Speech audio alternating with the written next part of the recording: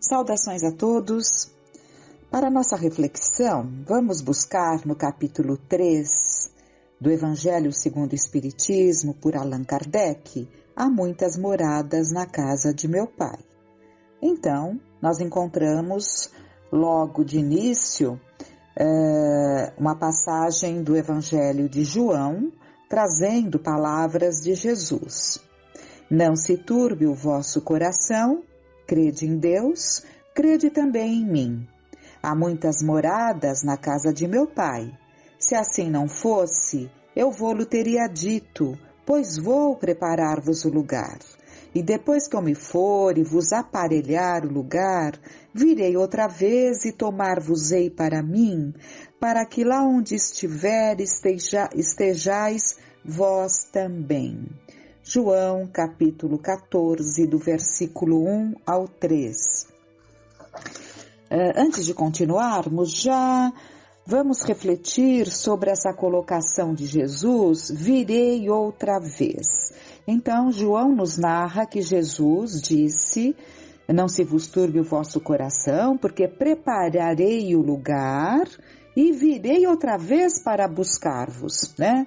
Então, esse virei outra vez faz com que muitos entendam que Jesus reencarnaria, porque ele esteve encarnado entre nós uma única vez, né? Como Jesus, o Cristo, o Messias, Salvador. E muitos entendem que ele viria uma segunda vez encarnado entre nós. Mas, na verdade, quando ele nos traz ali o Consolador, que foi o grande consolo naqueles momentos mais finais, em que ele já se preparava para as despedidas, digamos assim, e ele busca nesses sermões finais, né, nessas palestras finais que ele traz, falar muito sobre o futuro, né, o futuro da humanidade, o que nos aguardava, e ele traz ali os alertas todos, né, para que a nossa situação não fosse tão difícil. E ali ele fala, né? Ele fala do Paráclito da verdade, como Consolador prometido que viria a lembrar tudo que ele nos dizia, né? Tudo que eu vos tenho dito e muito mais. Então ali ele deixa claro que ele não viria como ele, a individualidade Jesus novamente encarnada, né?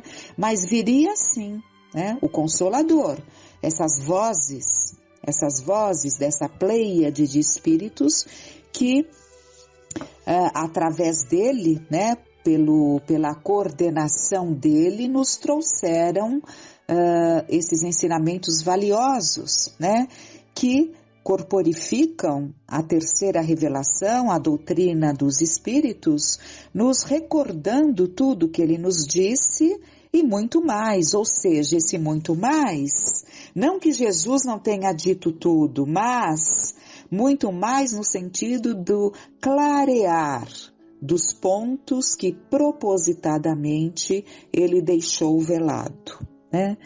Então, feita essa observação, vamos ver o que Kardec coloca em seguida.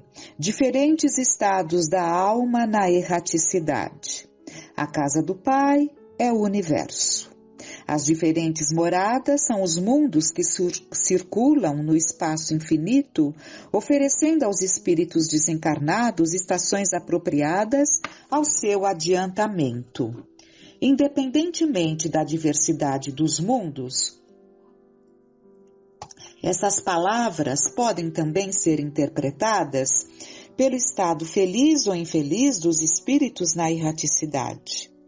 Conforme for ele mais ou menos puro, quer dizer, mais puro ou menos puro, e liberto das atrações materiais, o meio em que estiver, o aspecto das coisas, as sensações que experimentar, as percepções que possuir, tudo isso varia ao infinito. Enquanto uns, por exemplo, não podem afastar-se do meio em que vieram, outros se elevam e percorrem o espaço e os mundos. Enquanto certos espíritos culpados erram nas trevas, os felizes gozam de uma luz resplandecente e do sublime espetáculo do infinito. Enquanto, enfim, o malvado, cheio de remorsos e pesares, frequentemente só, sem consolações, separado dos objetos da sua afeição, geme sob a opressão dos sofrimentos morais, o justo, junto aos que ama, goza de uma indizível felicidade. Essas também são, portanto, diferentes moradas, embora não localizadas nem circunscritas.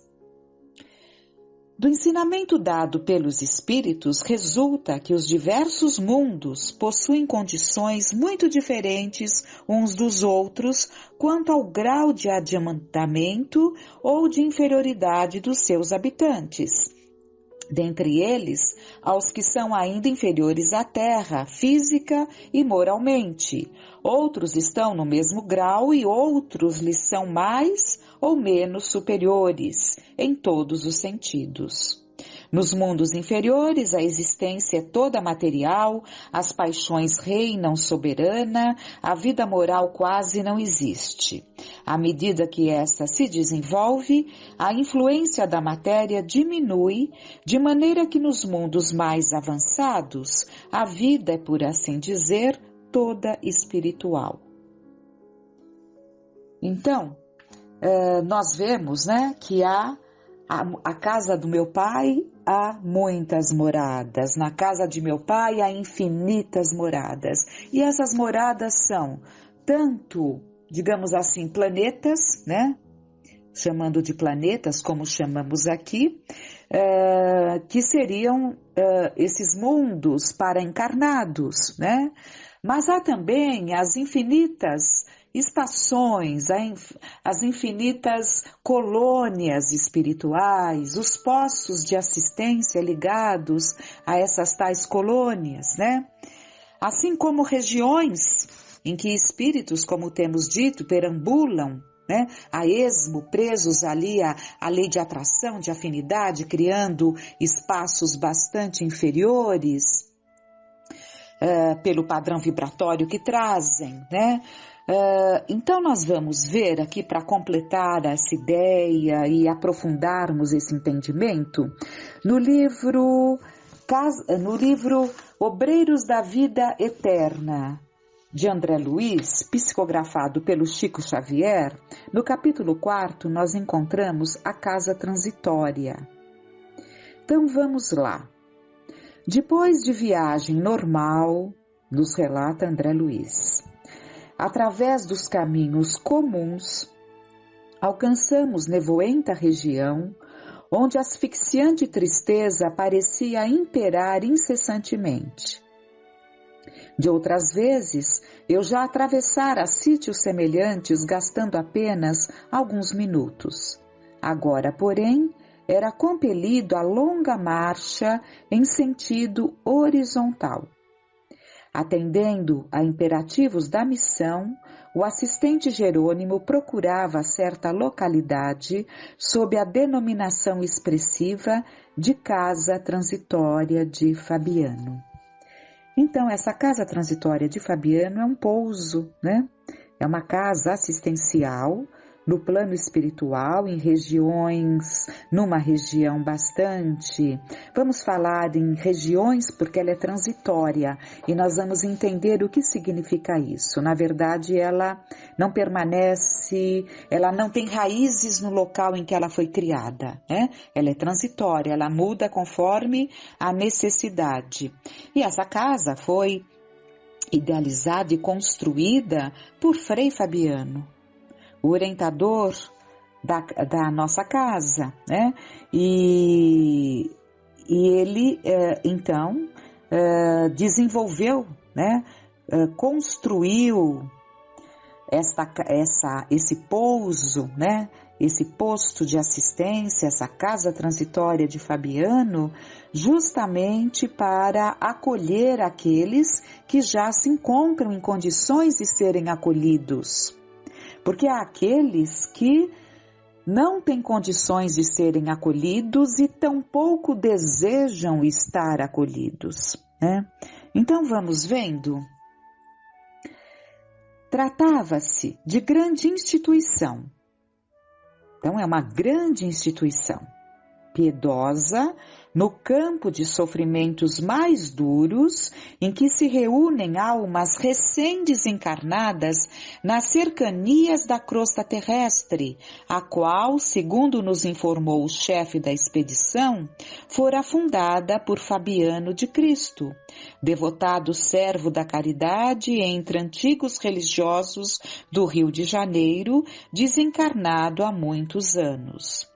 Organizada por ele, era confiada periodicamente a outros benfeitores de elevada condição em tarefa de assistência evangélica junto aos espíritos recém-desligados do plano carnal.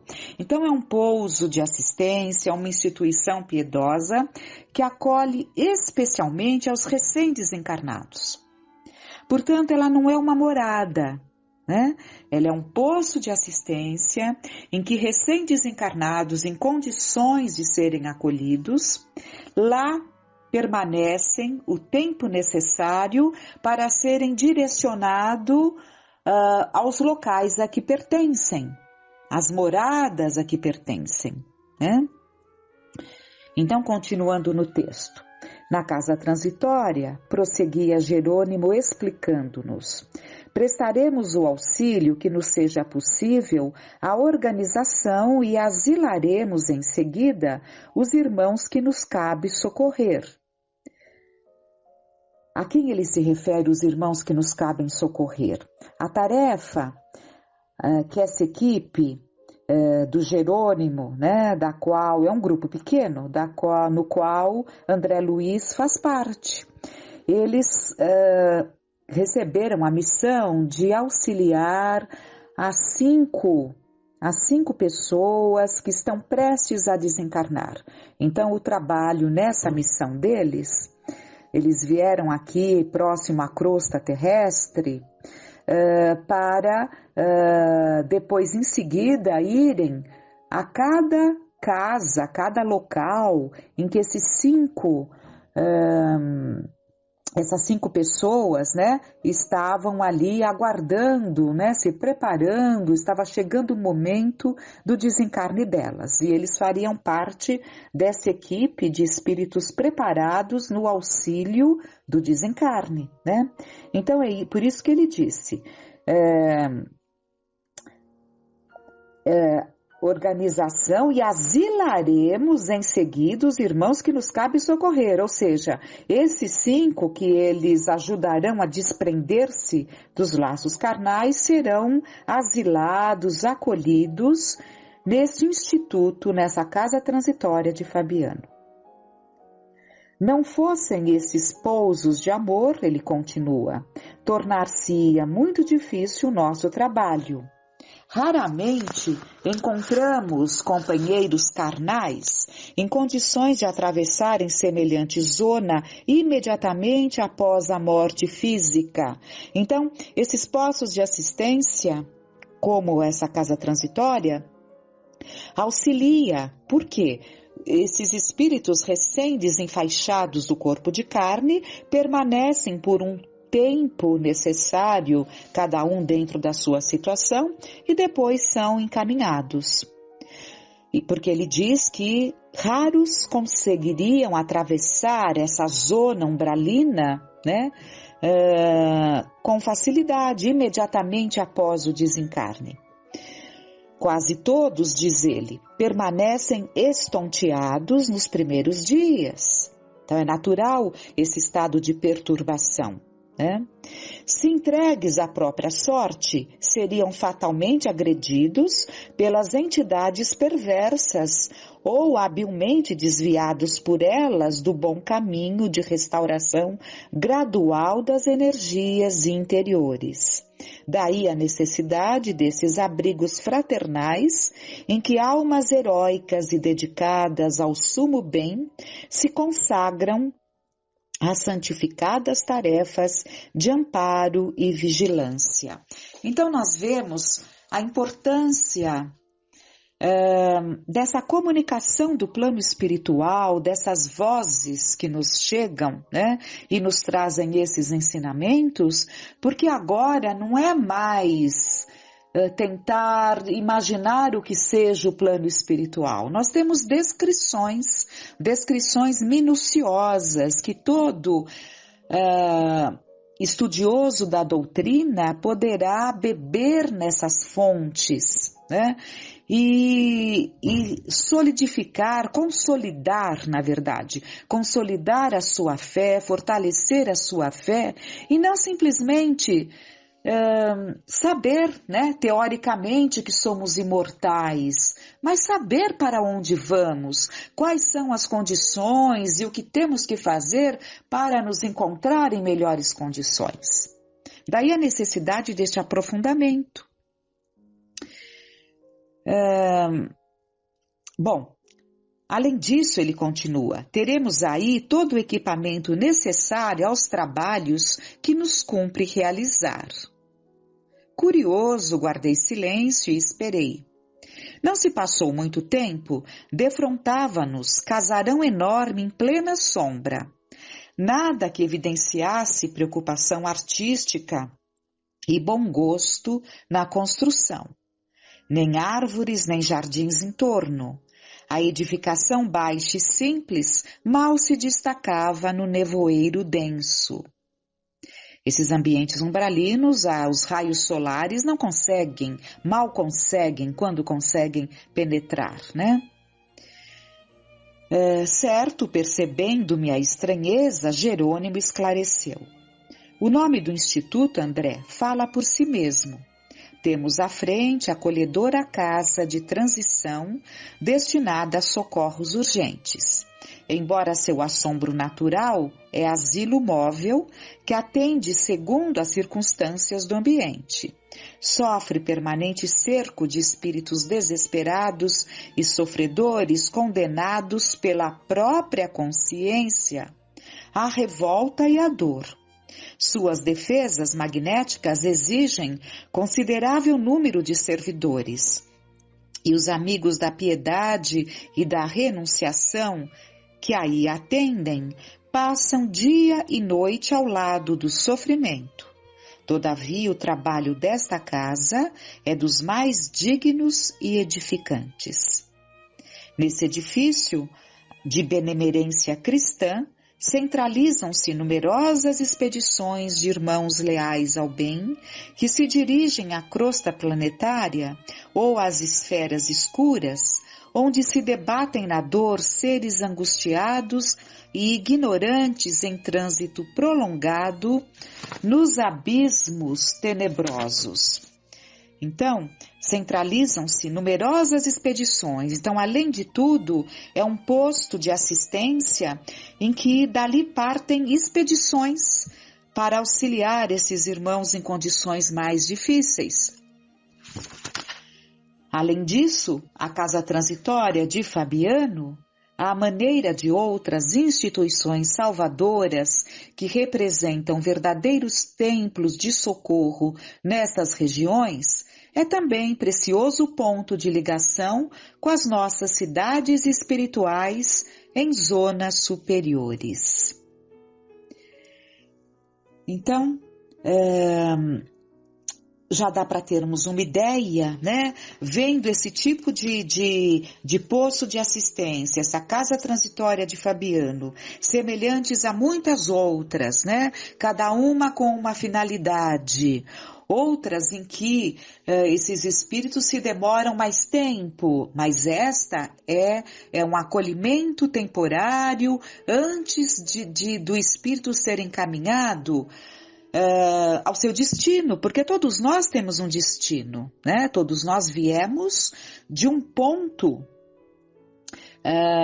de algum local, né, da erraticidade, onde estávamos, onde nos encontrávamos, né?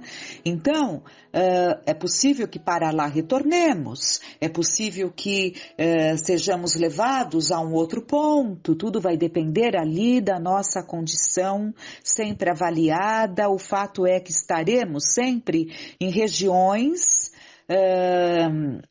que se conjugam ao nosso padrão vibratório, né? Porque no plano espiritual, a lei de atração, a lei de afinidade, ela é muito forte, né? E estaremos onde define o nosso padrão vibratório, né? Então, esses ensinamentos devem nos levar a desejo de aprofundar esses conhecimentos, desejo de novas buscas, de meditação, de reflexão, no sentido de compreendermos o ensinamento de Jesus: na casa de meu Pai há muitas moradas. Que fiquemos.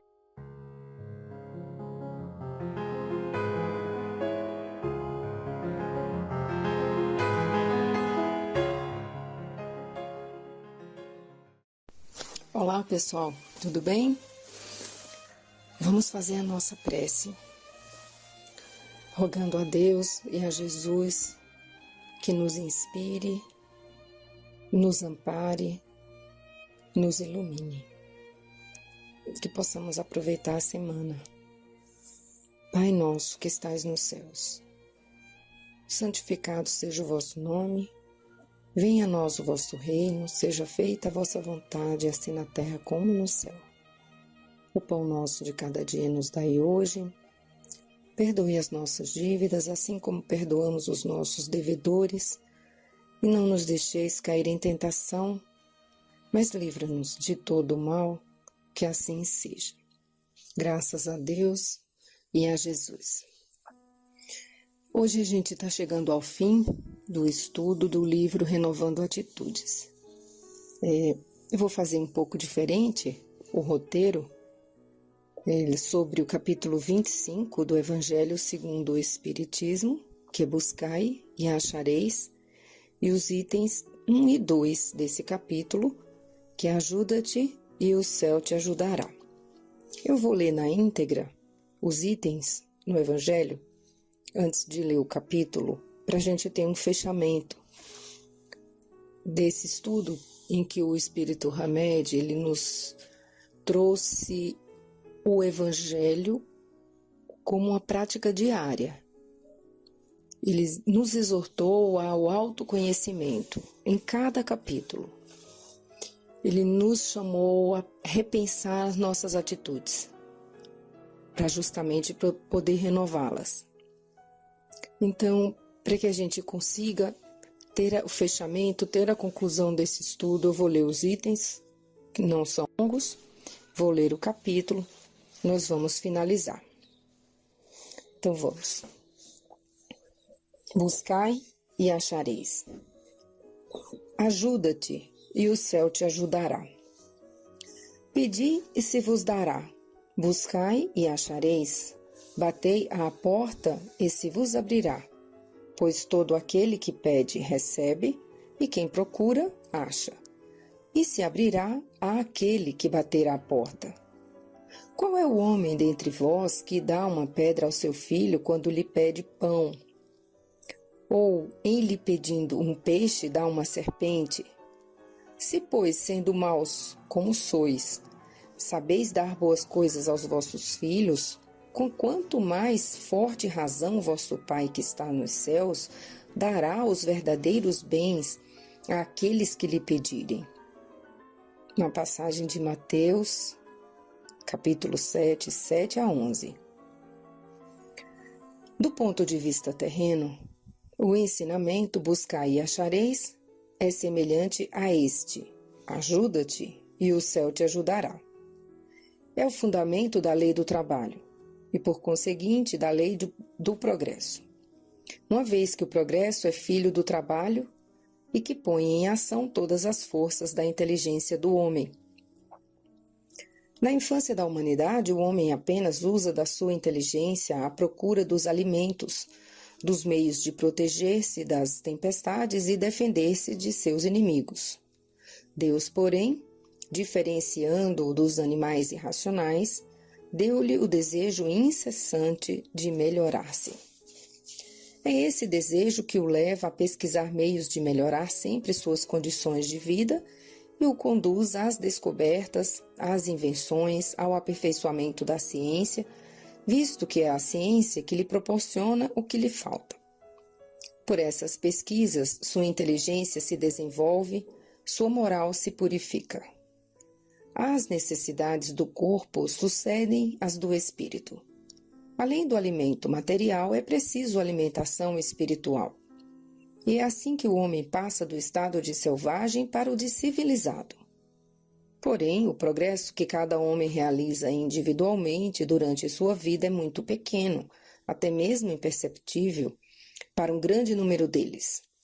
Como é que então a humanidade poderia ter progredido sem a preexistência e a reexistência da alma?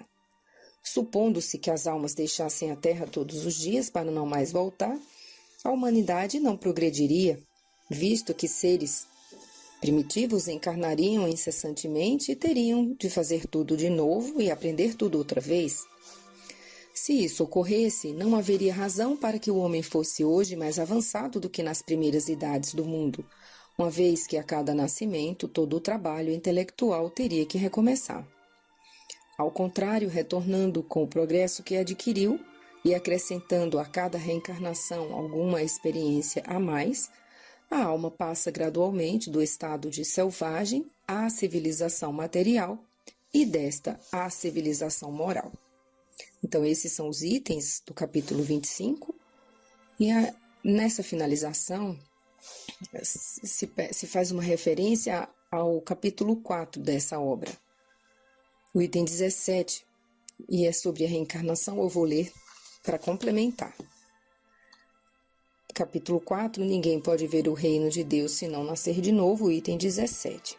Mas a este entendimento, do ponto de vista religioso, acrescenta-se o do ponto de vista filosófico, as provas que resultam da observação dos fatos.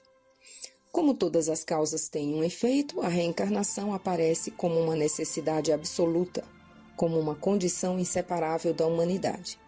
Em uma palavra, como uma lei natural. Portanto, as vidas sucessivas, isto é, pela reencarnação, revelam os seus resultados para a humanidade, materialmente falando, se assim podemos dizer, como o movimento revela um motor que está oculto. Só ela pode dizer ao homem de onde vem, para onde vai, por que está na terra, e justificar todas as desigualdades e todas as injustiças aparentes que a vida apresenta. Sem o princípio da preexistência da alma e da pluralidade das existências, a maioria dos ensinamentos morais do Evangelho fica difícil de entender, e é por causa disso que existem interpretações tão contraditórias. Esse princípio é a chave que lhes restituirá seu verdadeiro sentido. Então, vamos aprofundar um pouco nas palavras de Hamed, capítulo 54, a busca do melhor. Nenhum ser humano deseja ser infeliz intencionalmente, pois nenhuma criatura ousa fazer alguma coisa de propósito, a fim de que venha a sofrer ou a se tornar derrotada. Quando agimos erroneamente é porque optamos pelo que nos parecia o melhor, conforme nossa visão, visto que todos os nossos comportamentos estão alicerçados em nossa própria maneira de perceber a vida. Sócrates afirmava que ninguém que saiba ou acredite que haja coisas melhores do que as que faz, ou que estão ao seu alcance, continua a fazê-las quando conhece a possibilidade de outras melhores. A compreensão do melhor depende do desenvolvimento de um raciocínio lógico para cada situação, e se dá na criatura através de uma sequência progressiva, onde se leva em conta a maturidade espiritual adquirida em experiências evolutivas no decorrer dos tempos. Todos nós acumulamos informações, instruções, noções em nossas multifárias vivências anteriores e, a princípio, passamos a vivenciá-las superficialmente. Aos poucos, vamos analisando-as e assimilando-as entre processos de reelaboração, para só depois passar a integrá-las em definitivo em nós mesmos, isto é, incorporá-las por inteiro. Em fazer nosso melhor, está contido quanto de amadurecimento conseguimos recolher nas experiências da vida, e também como usamos e interrelacionamos essas mesmas experiências quando deparamos com fatos e situações no decorrer dos caminhos. Fundamentalmente, somos agora o que de melhor poderíamos ser, já que estamos fazendo conforme nossas possibilidades de interpretação junto aos outros e perante a vida, porque sempre optamos de acordo com nossa gradação evolutiva. Perguntamo-nos, porém, quanto aos indivíduos que matam, mentem, caluniam e fingem. Porventura, um ladrão que assalta alguém não saberá o certo ou o justo? Desconhece o que está fazendo?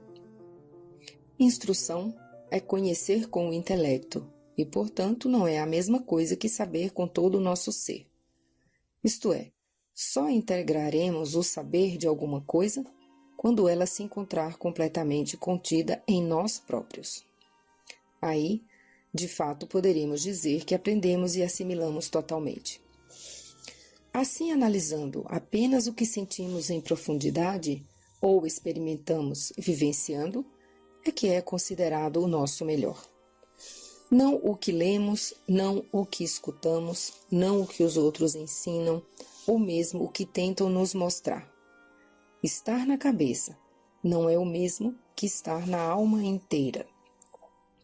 Aparentemente, podemos julgar um ato como negativo, mas, quando atingirmos o âmago da criatura e observarmos como ela foi educada, quais valores recebeu na infância, o meio social em que cresceu, aí entenderemos o que a motivou a agir daquela forma e o porquê daquele seu padrão comportamental. Obviamente que o nosso melhor de hoje sofrerá amanhã profundas alterações. Aliás, a própria evolução é um processo que nos incita sempre ao melhor, pois é propósito do universo fazer-nos progredir cada vez mais para nos aproximar da sabedoria plena. A natureza humana tende sempre a compensar suas faltas e insuficiências. Consta cientificamente que todo organismo está sempre buscando se atualizar ou se suprir, pois quando gasta energia tem sempre a necessidade de recompor essa carência energética, expressando-se em algumas ocasiões com a sensação da fome ou da sede. Notamos que essa força que busca melhorar-nos, ou mesmo contrabalancear-nos, é como se fosse uma alavanca poderosa, que tende sempre a atualizar-nos, mantendo-nos sempre no melhor equilíbrio possível. Em medicina, isso se chama homeostase. É a tentativa de sempre trazer o organismo vivo para o processo do equilíbrio. Quando um pulmão adoece e deixa de funcionar, o outro faz a função de ambos. Assim também pode ocorrer com o nosso rim. Em outros casos, essa força interna tenta reparar os deficientes visuais e auditivos, compensando-os com maior percepção, sensibilidade e tato. Estruturas ósseas fraturadas se recompõem e se solidificam mais fortalecidas no local exato onde houve a lesão. Além disso, verifica-se que nosso sistema imunológico, que é essa mesma força em ação, exerce grande influência sobre o organismo para mantê-lo no seu melhor desempenho, conservando a própria subsistência orgânica através de mecanismos de autodefesa, com que elimina todos e quaisquer elementos estranhos que possam vir a comprometê-lo. Por definição, processo de atualização é a capacidade de adaptação às novas necessidades, ou mesmo a modificação de comportamento íntimo para melhores posturas, a fim de que se conserve a individualidade integralizada. Ao analisarmos as estruturas físicas, sistemas e órgãos da constituição corpórea, veremos que funcionam por meio de uma atividade perfeita de compensação e que se impulsionam a criatura a manter-se fisicamente melhor. Também sob o aspecto psicológico, esse fenômeno ocorre para que todos nós possamos ajustar-nos diante da vida, de acordo com o nosso melhor. Todo o nosso propósito íntimo é fundamentalmente bom, porque ninguém consegue agir de modo diferente do que assimilou como certo ou favorável. A intenção dos seres humanos se baseia no cabedal de capacidades e habilidades próprias, porém os meios de execução pelos quais eles atuam são sempre questionáveis, pois outros indivíduos nas mesmas situações tomariam medidas diferentes, baseados em seu estágio evolutivo. Ainda examinando essa questão, é imperativo dizer que quando estamos fazendo o nosso melhor, agimos de acordo com o que sabemos nesse exato momento, e dessa forma a providência divina estará nos protegendo. Porém, quando propositadamente não correspondemos com atos e atitudes ao nosso grau de justiça e conhecimento, passamos a não mais receber condescendência espiritual, visto que transgredimos os limites das leis naturais que nos amparam e sustentam. Escreveu o apóstolo Pedro que Deus julga a cada um de acordo com suas obras. Tais palavras poderão ser interpretadas como a certeza de sermos avaliados pelo poder divino segundo nossa capacidade de escolha, ou seja, levando-se em conta nosso conjunto de funções mentais e espirituais, bem como nossa aptidão racional de fazer, decidir, analisar e tomar direções. As nossas obras, as quais são referenciadas no texto evangélico, não são edifícios de alvenaria, perecíveis e passageiros. São nossas construções íntimas, o maior potencial que já conquistamos ou conseguimos atingir em todos os sentidos da vida. Isso equivale a dizer que o nosso melhor será sempre o ponto-chave na apreciação e no cálculo da contabilidade divina, ao registrar se os céus nos ajudarão, se acharemos o que buscamos, se as portas se abrirão ou se permanecerão fechadas. Na passagem de Pedro, Deus julga cada um de acordo com suas obras, é o 1 Pedro 1-17.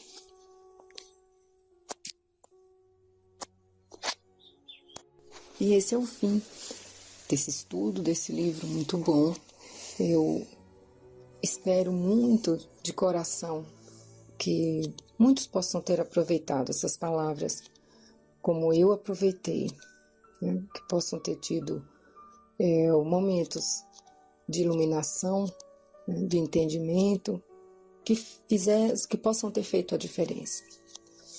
E ao longo desse estudo também nós tivemos a oportunidade de ouvir muitas orientações de Emmanuel através do livro Pão Nosso, e vou encerrar com uma mensagem desse mesmo livro, do capítulo 95, esta é a mensagem.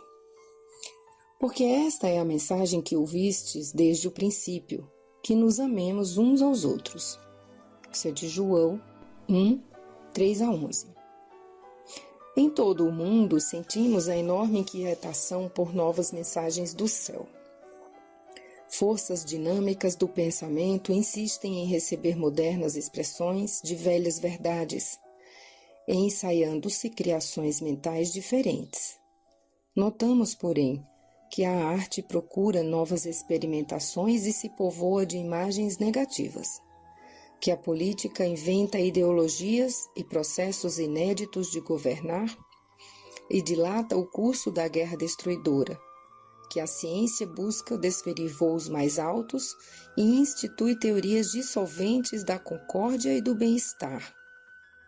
Grandes facções religiosas efetuam um trabalho heróico na demonstração da eternidade da vida, suplicando os sinais espetaculares do reino invisível ao homem comum. Convenhamos que haverá sempre benefício nas aspirações elevadas do espírito humano quando sinceramente procura as vibrações de natureza divina. Todavia, necessitamos reconhecer que se há inúmeras mensagens substanciosas, edificantes e iluminadas na Terra, a maior e mais preciosa de todas, desde o princípio da organização planetária, é aquela da solidariedade fraternal. No amemo-nos uns aos outros. Esta é a recomendação primordial. Sentindo-a, cada discípulo pode examinar nos círculos da luta diária o índice de compreensão que já possui acerca dos desígnios divinos. Mesmo que esse ou aquele irmão ainda não a tenha entendido, inicia a execução do paternal conselho em ti mesmo. Ama sempre, faze todo o bem. Começa estimando os que te não compreendem, convicto de que esses mais depressa te farão melhor. Então, amar ao próximo como a ti mesmo, amemo-nos uns aos outros, busca a compreensão do que vai na nossa alma, a compreensão do que vai na alma do outro.